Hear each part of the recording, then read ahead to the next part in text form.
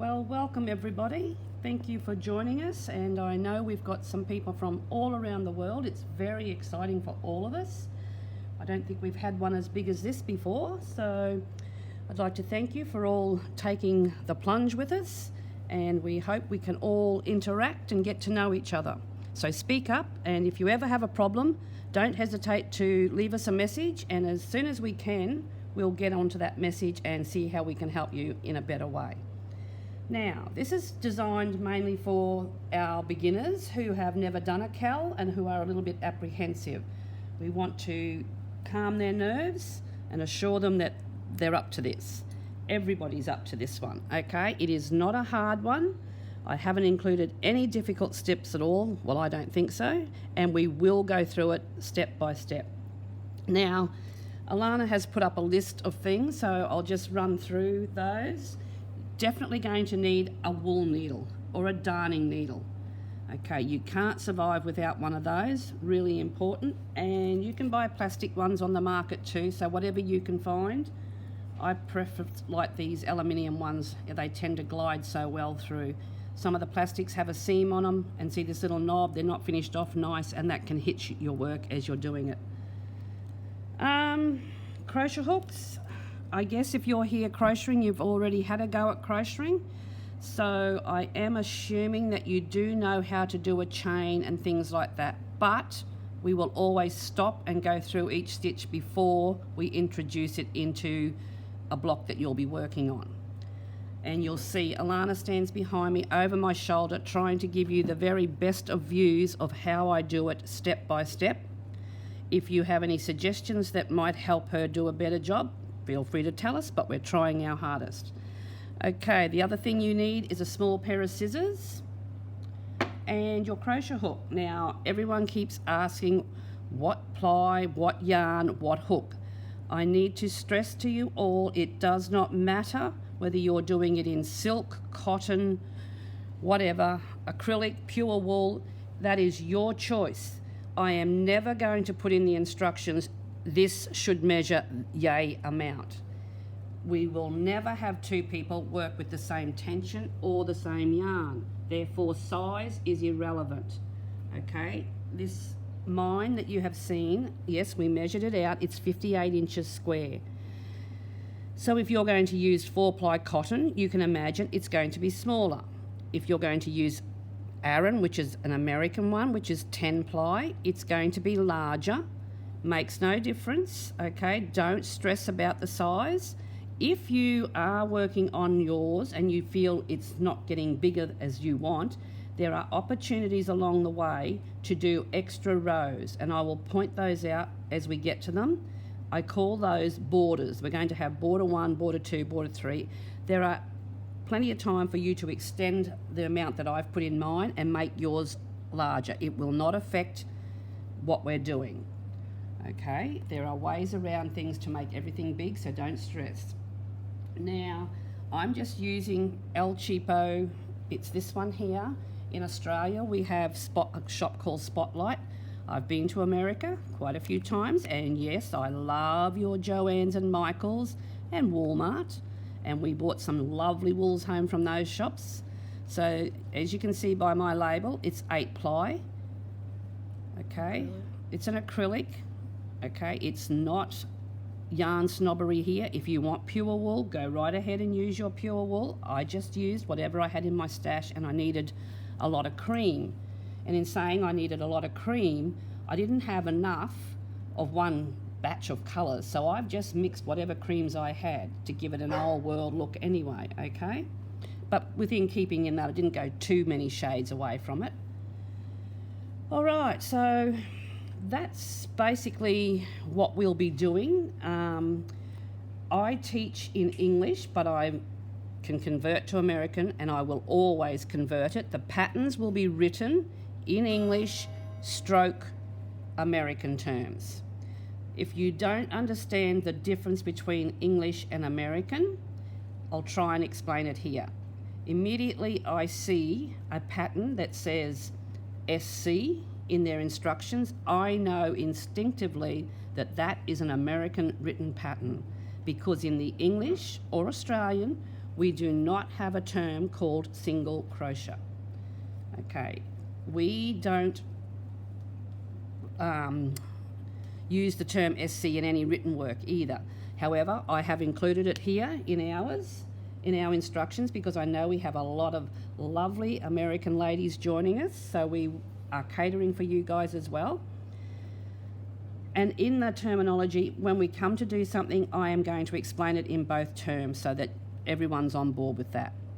So to kick us off and to get everyone's confidence up, especially our beginners, so bear with us. If you think this is rather boring and you are a confident crocheter, just bear with us while we get these newies off the start. In the rug that we're doing, or Afghan for Americans, we will refer to each block as a number. I'm not going to name each block. There are hundreds and thousands of free blocks on the internet that you are free to add to this rug. You do not have to stick to the ones that I am showing you how to do. At any time you don't like something, take it out and put something that you do like. This is your work. I'm here to just guide you through how to get a rug that looks like this. So if you particularly love a block that we do and you want to make more of those blocks, feel free to add more of them. There are no restrictions. This is your rug or Afghan, and I want you to make it yours by putting your touch to it. Okay, so to begin with, we're going to start with a chain, and the one that we're doing tonight is called block number 1. It will look like this when we're finished, but it'll have a row of double crochets around. Each of your blocks that we work on will finish with a row of double crochets or single crochet for the Americans. Okay, now this is similar to a granny square, and at first glance you might think it's a granny square, but study it up, and I've got it on a black background so that things should show up well here. I call this, if I have to give it a name, granny in the corner, or even one-eyed granny, because here's our little granny square that you're all familiar with, and that's all we start with. And then a granny square is worked in rounds, and we continue to go round and grow it. But this one only has 2 rounds when we stop, and we revert then to rows. We do one side and then the second side, and we stop and turn and go back. But I'll explain that as we get cracking. Okay, so we'll put that one up there, and I'll pick it up again as I need it. So to start us off, I've got bits and samples everywhere. Pardon my voice, I'm having troubles losing my voice all the time, but it'll be all right, we'll get through. Okay, where's my thing? Now, I know a lot of you will start this way, tie a slip knot, pull it up and put it on your hook. I don't do that, but if that's the way you do it and that's the way you prefer it, you go for it. When I thread up, I hold it here with my thumb, over, under, over, under. This is my tension system. The firmer you grip it, the tighter your tension will be. We don't want tight, it's just there to stop it from coming too loose, and you just gently put pressure on there. Okay, I'm using a size 4mm crochet hook, or a G in American terms. Please find a hook that suits the yarn you're working with. And when it suits the yarn, it means it suits your desired look. Okay, so we start. Now, in most granny squares or instructions, you will see people write to start with a certain number of chain and you join the chain. I'm going to show you a better way. So we'll do that again. I put my hook under and I do a full 360 swing. Okay, and it's yarn over. I hold this here and I pull it through. That is chain number 1. And I want you to chain 4. So there's chain 2, chain 3, chain 4. There is no need to join it because what we're going to do is come back and work into this first chain. This is better than a magic circle. For those who know magic circles, let me tell you, they are problematic in years down the track. When you're darning them, you'll know why. This does not happen. So we now have our 4 chain. I want you to, in instructions, I will write the number of trebles you have to work into the first chain. Some books that you'll read will say third chain from the hook, I will just tell you to go back and work in the first chain. I try to make it as simple as possible. So it's the very first. I want you to work 11 trebles. Okay, there's one. Now when we do a treble or a double crochet in American, it is yarn over, into the chain, yarn over, pull up a loop. We now have 3 loops on the hook, hence we call it a treble in Australia and England. Yarn over and we work it off 2 at a time. So come through the first 2 loops, yarn over and through the last 2 loops. Now let's take a look at that. We refer to each treble as a post. You will see it has like little legs. Each bar is a post. The 3 chain that we started with is counted as a treble. 3 meaning treble, so therefore we had 3, we're working in treble. So if I was to count these, I now have 1, 2, 3. I want a total of 12 posts around forming a circle. No chains whatsoever in between. Chains cause movement, which make things floppy. This is how I do a perfect granny square. So we've got 3, 4, 5. I need to get some more yarn. 5, 6, 7, 8, 9, 10, 11, and my last one, number 12. Okay, now you will notice, whoops, just pull out some more. You will notice that my hole has gotten larger. It's accommodating the number. I could put 20 in there and it will just keep getting bigger. I'll show you what to do because we don't want a gaping big hole. We want a nice, tight, firm hole there in a minute. Now to close the circle, check your numbers. Always check that you've got the right number in here. Remember we did 3 chain and 11 trebles. That should count as 12. So let's count them. There's 2 ways of counting and I'll show you. If you can see the spokes or the legs or the posts, you can count those. 1, 2, 3, 4, 5, 6, 7, 8, 9, 10, 11, 12. If you can't see them distinctly, hold it up and look on the edge of it and you'll see little V's. Okay, so we count the V's. We've got 1, 2, 3, 4, 5, 6, 7, 8, 9, 10, 11, and we know we had the chain. This chain little V, the top of the chain, is our 12th one. So we know we've got the right count. It's time to join that and close the gap.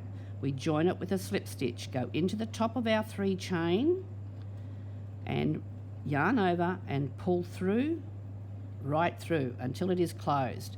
Take the tail that is hanging from the back of your 3 chain and gently give it a tug and it will close up and you will have an absolute perfect thing. Now that will open up as we're working, but as soon as you're ready to darn your ends in, just repeat that process of giving it a little tug, okay, and darn it in. It'll never come out, and I will show you how to darn your ends in further down the track. Okay, now in working a normal granny square, I want you to put no chains unless I tell you. So in this granny square, we're going to be doing a 2 round granny square to start with. This is round 1. There are no chains, only on the corners, not between the groups. Also, in most patterns, you work into the stitch. I'll just show you what into the stitch means. Into the stitch means the top here, which would give you 2 strokes over your needle. That's into the stitch. We're not working into the stitch for a granny. We work between the posts. So we're going to slip stitch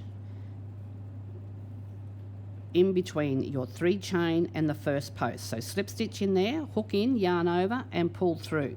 You are now in the right position to begin round 2. 1, 2, 3. We're doing 3 chain because we're growing up. That's the height of the work we'll be doing because we're working in trebles. but that 3 chain is counted as 1 treble. So there's 1. We're going to put another one in the same space. That's 2 trebles. Another one is 3. So we now have 3 chain, 2 treble, meaning 3, 1, 2, 3. And on a corner, because it's a corner, we're putting 2 chain, 1, 2. And we put another 3 in exactly the same space. 1, 2, 3. So there's our 3. The reason we put 2 here and not 1 is because it's a square. We want it perfectly angular on the side. 1 chain belongs to this side, 1 chain belongs to that side. If I was to put 1 chain here, it will curl. So if you're problematic with your granny squares, look at how many chains you're putting in. Okay, the next one, because the round 2 of any granny square is always the round that forms the corners, we're going to miss 3 trebles. Now often that stitch becomes hidden because these ones are leaning over it. So when you're counting it, look at the posts. 1, 2, 3. We want to go between the 3rd one and the 4th one.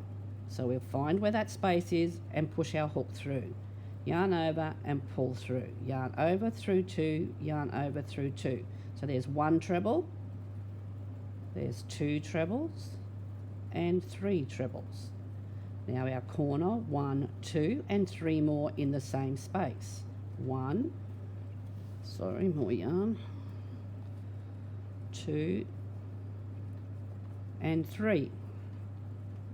And you repeat that process until you come back to where you started from. In my terminology when I'm writing, I will say repeat all the way across if it's a row, and if it's a round, I will say repeat all the way around. So again, we miss 3. 1, 2, 3, and in between the 2 posts. 1, 2, 3. 2 chain, and 3 more. 1, 2, and 3. Okay, so we have 1, 2, 3 corners. We skip 3, 1, 2, 3, in between the 2 again, and we work another corner. 1, 2, 3. 1, 2, chain, and 3 more trebles, all into the same space. 1, 2, keep running out of yarn, and 3. Now to close the gap or close the round or finish, we're going to slip stitch. A slip stitch into the top of the 3 chain, and there it is looking right at us. So put the hook in, yarn over, and pull it right through. Okay, now with granny squares, always start in a corner. If you start on the side, and I know a lot do, it stands out and it just draws your eye immediately to it, taking you away from the finer work you might have done around the other side. It's ugly. You need to move over to the center, and to do that we slip stitch into each stitch until we get into the center. So slip stitch into the next stitch, slip stitch into the next one, and slip stitch into the center. Right, we are where we need to be to start our new round. Now, in instructions, I have written the granny square as we started, because this is a true granny square, in rounds. Round 1, round 2. We are now going to talk about rows, because we will be turning our work when it becomes rows. In a granny square, when you work in a round, or a doily when you're doing a round, you do not turn unless otherwise instructed to, but normally it is all done in the one direction. Okay, so this time we're going to change now. Okay, and I've called it row 3, and we start in the corner with a corner. Okay, we're starting in the corner with 3 chain. So I'll just need to show you this on this one. We're going to keep our edges straight because we still want it to remain a square. It's like an optical illusion. You think that you're going around and round, but you're not, okay? So for this one, looking here, I have a gap. So that's telling me straight away that I need to fill that gap.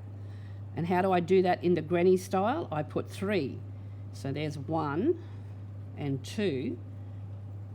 But because I had a 3 chain to start with, it looks like 3. So we stop. 1, 2, 3. Look across to the next gap, the space. We're looking for these little spaces. That's where we're working. There are no chains, only when we get to the corner. 1, 2, and 3. Now we're coming to a corner, and it's just a normal corner procedure, which is 3 treble or 3 double crochet, 1, 2, and 3, and 2 chain. Now we do turn this corner because we're only working on 2 sides. We leave the other 2 sides unworked. So because we're working the other side, we finish that corner, 1, 2, and 3. I just need to be a little bit slower. A little bit slower? Okay. Oh. Okay, so we look for the next space and we're going to work a side group. 1, 2, 3. Now I'll just stop and explain that a bit better. Corners have 6. 3, 2, 3. Sides have groups of 3. Each side will grow every row by 1 extra group. Here we had 1 space, so it had 1 group.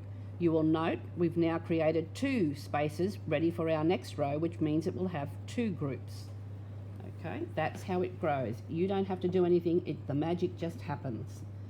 Now, we've started here, we've got 1 corner, so you really have to talk to yourself here. We want to stop over here. We do not want to continue.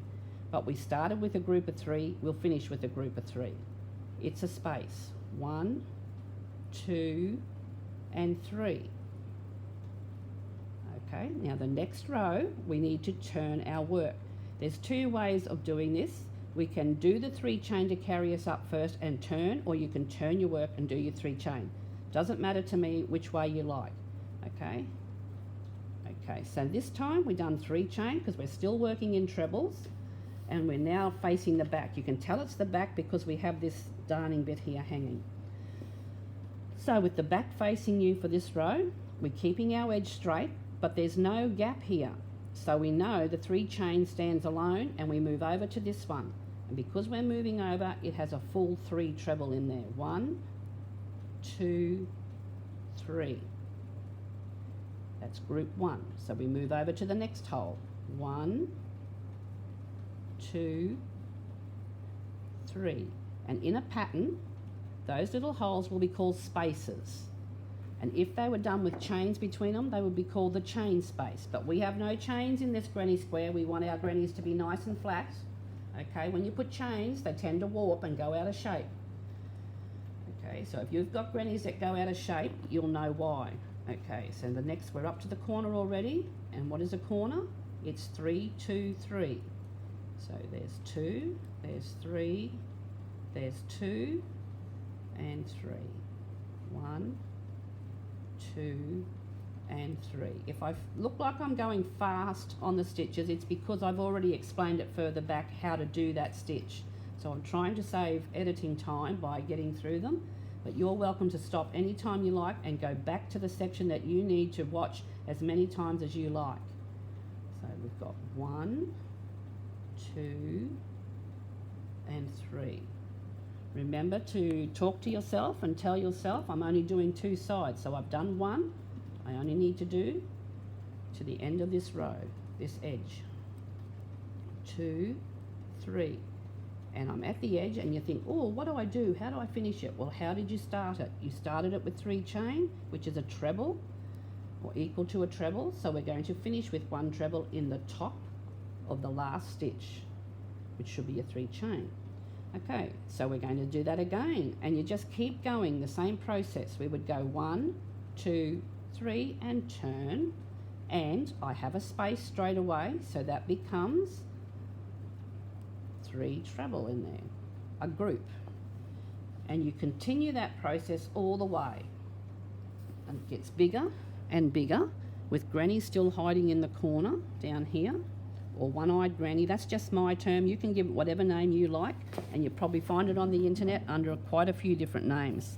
Okay, And it will keep growing. Then when you get, let's count the rows. You need to have this many rows. We're going to count it from here. 1, we're going to count the corners. 1, 2, 3, 4, 5, 6, 7, 8, 9, 10, 11, 12. 12 is the magic number. So when you get to that 12, we're then going to work a row of double crochets around. Now remember, we want it to remain square, so to do a corner, just start with 1 chain. Into this corner stitch, we will put 1 double crochet or single crochet for American ladies. Okay, and I'll just explain single crochet. So it's into the stitch, put the hook into the stitch, yarn over and pull up a loop. 1, 2, which is why we call it a double crochet. Yarn over and pull it through.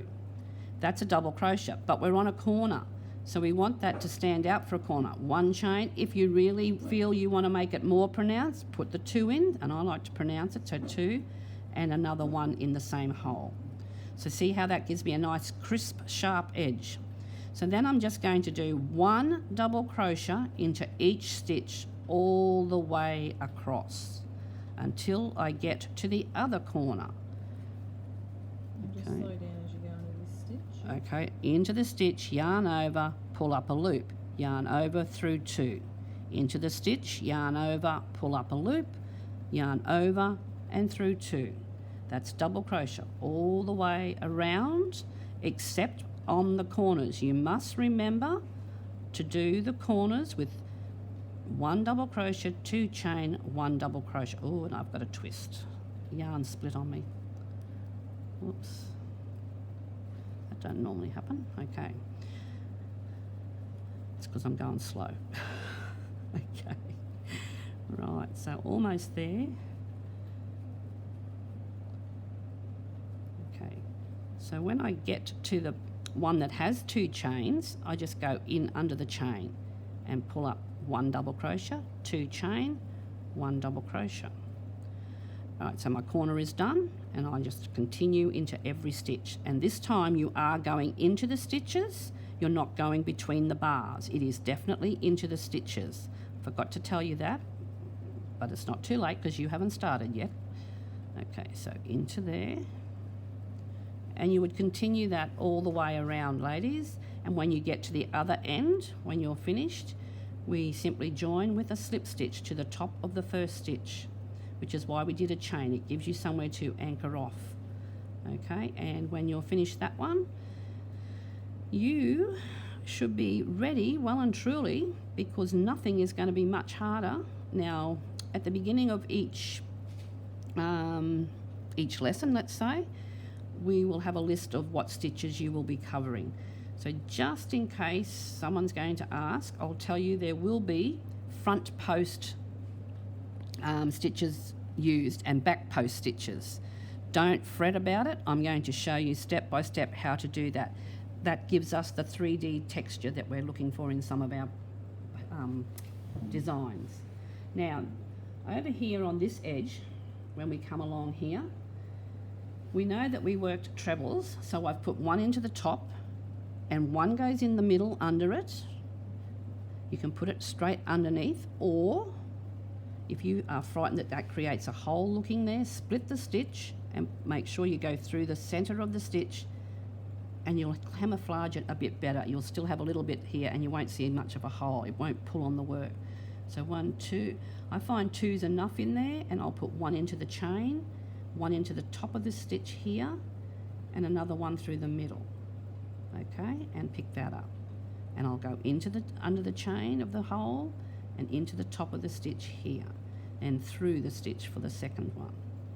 Okay, don't feel that you've got to put 3 along there, because it really is 3. You're doing 1 here and the next 2. So, okay, and that gives you a nice firm edge. It's not too wavy.